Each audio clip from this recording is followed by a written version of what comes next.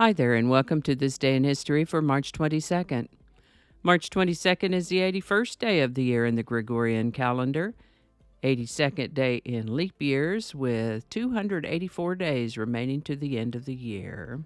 Today's word is caterwaul.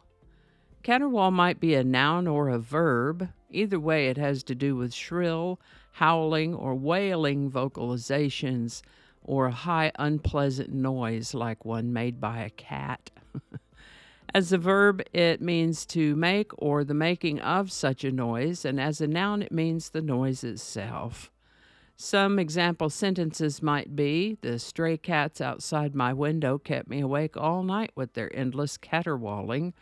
Or, during the heated meeting, the two managers caterwauling could be heard all the way down the hall, making it impossible for anyone to concentrate. The word caterwaul is an example of onomatopoeia, where a word is named after the sound that is made, like buzz or hiss.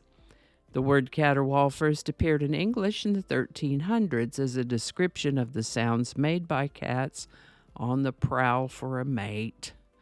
A few hundred years later, in the 1600s, the word came to apply to similar sounds, whether made by cats, noisy humans, or other unpleasantly noisy things. Caterwaul. Today's word caterwaul was suggested by YouTube viewer Ginger Rush at GingerRush7536. Thanks, Ginger. And if you have a word you'd like us to examine in this Word of the Day segment, drop it in the comments. We'll take a look at it. My goodness, the early centuries of the Roman Empire were full of cloak and dagger intrigue. It was a rare thing indeed for someone to become the emperor of Rome and hold that position until he died of old age, especially if it was an emperor who had arrived by way of intrigue and murder and then performed unfavorably. We've talked about some of this sort before, the likes of Caligula, Nero, and so on. Also, they did things differently in those days in terms of who was eligible to become emperor, who had to go along with it, and the powers that were certainly not opposed to eliminating what they considered to be a bad emperor, or even an emperor they simply didn't like for whatever reason, by assassination. That said, a young man named Marcus Aurelius Antonius had become emperor when he was 14 as a result of some intrigue generated by his grandmother, Julia Maesa. This young emperor had been raised in a religion that honored a sun god called Elagabalus, and of whom this youngster had been a priest. In fact, he would later come to be known by a Romanized version of this god's name, Elagabalus. And that is what we will call him going forward in today's telling. So Elagabalus's grandmother got him in as emperor, but soon regretted her decision, as he had little regard for Roman traditions and was involved in things that I don't wish to talk about here right now. His behavior estranged and angered the Praetorian Guard, the Senate, and the common people. In those days, it wasn't unusual for an emperor to adopt someone who would inherit the position should anything happen to them. Somewhere around 4 years into his position, the grandmother arranged for Elagabalus to adopt his cousin, Marcus Aurelius Severus Alexander, who she felt had more potential to rule in a manner more agreeable to Romans in general and to be able to gain support from the Praetorian Guard. So this grandmother arranged for Severus Alexander to be adopted by Elagabalus, and then she arranged for Elagabalus and his mother to be assassinated, opening the way for this adopted cousin, Severus Alexander, to ascend to the position of emperor. Now, Severus Alexander was only about 13, the second youngest sole Roman emperor of a united empire. So, of course, he was more of a figurehead than an actual decision maker. Alexander relied heavily on guidance from his grandmother until her death in the year 224, and then his mother, Julia. Being a young, immature, and inexperienced adolescent as he was, Alexander knew little about government, warcraft, or the role of ruling over an empire. But the army initially came to admire this young emperor's simple virtue and moderate behavior, which was so very different from Elagabalus.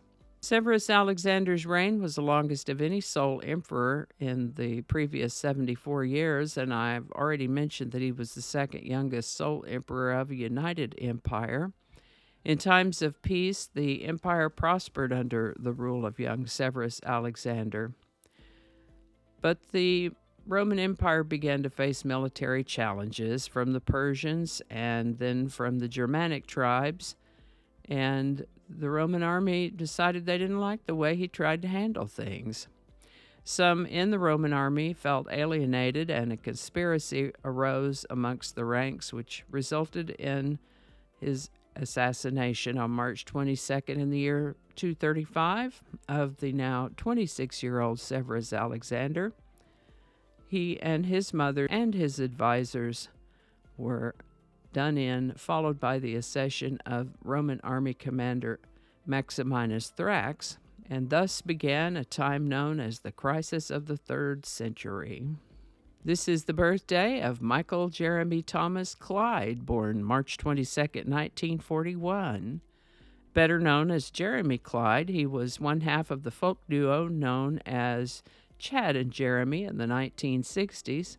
Chad and Jeremy had hits with such songs as Yesterday's Gone, Willow, Weep for Me, and Summer Song. The duo separated to follow their own goals. Jeremy has done quite a bit of acting with credits in radio, stage, television, and movie parts. Jeremy Clyde turns 83 in 2024. If you'd like to see about some of the other things we might have talked about for March 22nd, I will certainly leave a link to a previous episode for you. Today's song is Yesterday's Gone by Chad and Jeremy, written in 1962 by Chad Stewart, the Chad of Chad and Jeremy. Chad shared songwriting credit with Wendy Kidd in return for allowing him to compose the song on her piano. Recorded in July of 1963, the song was released in September of 1963 in the UK and in March of 1964 in the US as part of the cultural phenomenon known as the British Invasion. Yesterday's Gone was the duo's first release and their only song to achieve hit status in the UK. Fortunately, they did better in the US, both with this one and with several more that would follow throughout the 60s. Yesterday's Gone by Chad and Jeremy. Link in the description. Alrighty, thank you so much for watching. Consider subscribing if you haven't already. Feel free to share this video with a link in your email, messaging, or social media. If you enjoy this series, you can check out the playlist that contains these videos. I'll put a link to that in the description. That description lives on YouTube, so for other platforms, I'll include a link to my blog page that's called No Really. You can also find me on Rumble, BitChute, and Odyssey. All those links in that description. Alrighty, that's all I can think of right now. Thanks again, and I'll see you next time.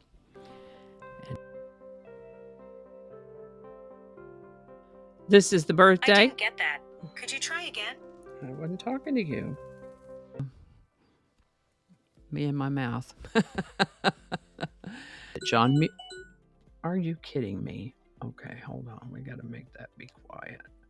You got to read the black part. Hi there, and welcome to This Day in History for, where's your microphone? Okay, we don't want to say the same thing twice. Get your microphone. What is it with you and this microphone? Okay, here we go. Okay, we are still recording. That's great. Okay. How about that? We'll have a lot to edit today. Cacophony is a sound. Cacophony is a noun that you got to read it the right way. Let's start over.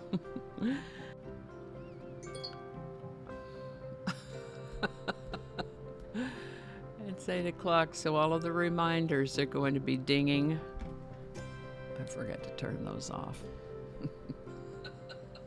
Okay, stop it. It's 8 o'clock. Don't alienate people who can be helpful to you. Flinging happiness all over the place. Alrighty, back to work. I think we got it this time.